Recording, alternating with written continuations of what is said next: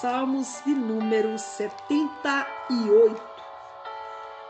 Ação divina na história de Israel. Escuta meu ensino, ó povo meu. Presta atenção às palavras da minha boca. Em parábolas abrirei a minha boca, proferirei enigmas do passado. O que ouvimos e aprendemos? O que os pais nos contaram? Não o ocultaremos aos filhos.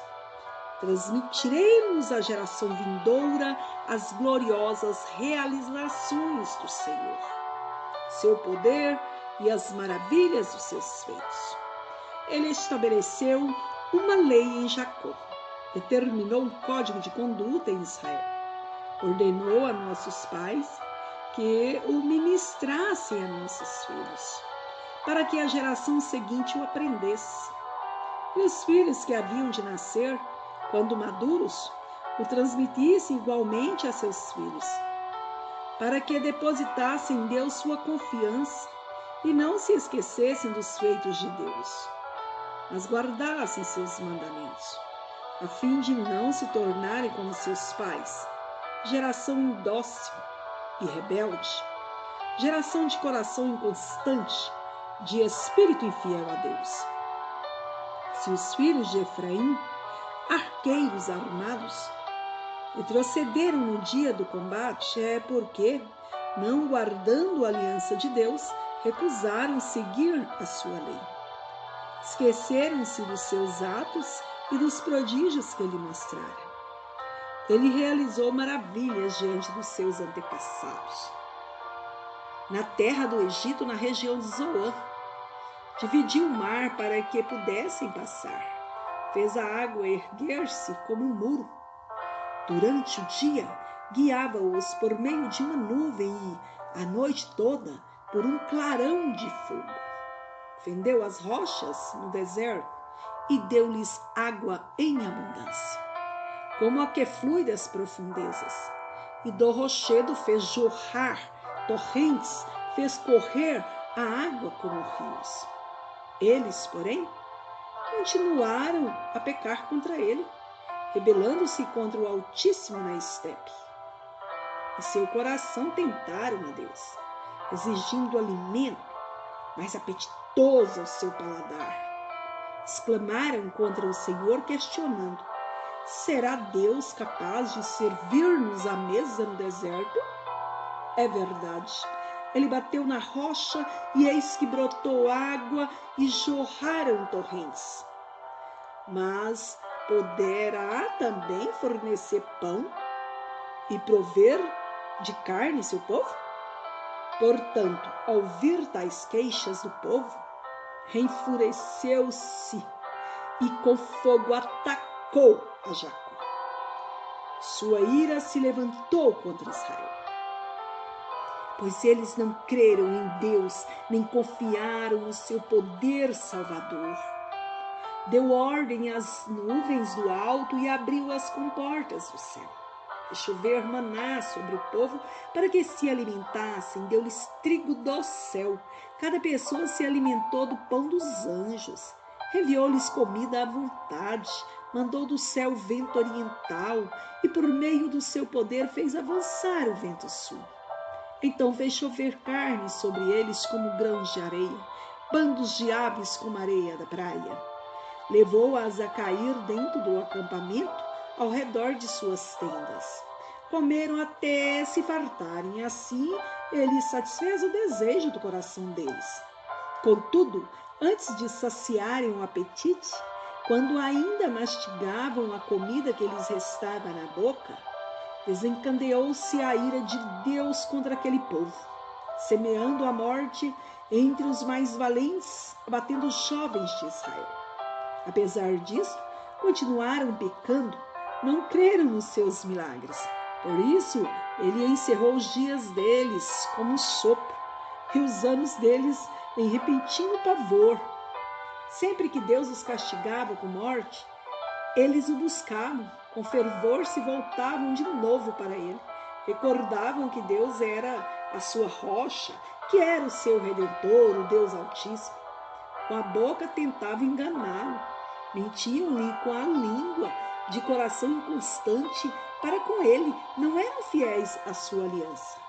Entretanto, porque era misericordioso, perdoava a culpa deles, a fim de que não fosse necessário que os destruísse. Muitas vezes reprimiu sua cólera santa e não acendeu todo o seu furor. Recordando-se de que eram seres frágeis e meros mortais, brisas passageiras que não retornam. Quantas vezes se mostraram rebeldes contra ele no deserto e o entristeceram na terra solitária? Quantas vezes puseram Deus à prova e irritaram profundamente o Santo de Israel? Não se lembravam da sua mão poderosa, do dia em que os redimiu do opressor, do dia em que revelou as suas maravilhas no Egito, os seus milagres na região de Zoan, quando transformou os rios e os riachos dos egípcios em sangue e eles não mais conseguiram beber das suas próprias águas. E mandou enxames de moscas que os molestaram e rãs que os devastaram.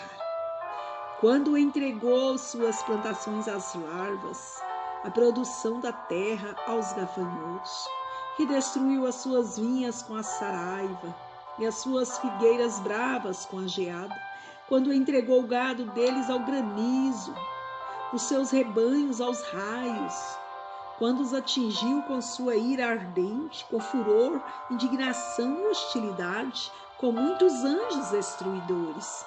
Abriu caminho para sua ira, não poupou da morte suas almas, mas entregou suas vidas à peste. Feriu todos os primogênitos do Egito, as primícias da virilidade nas tendas de Cã. Fez partir seu povo como rebanho e os conduziu como ovelhas pelo deserto. Guiou-os com segurança, sem temores, enquanto o mar cobria os inimigos.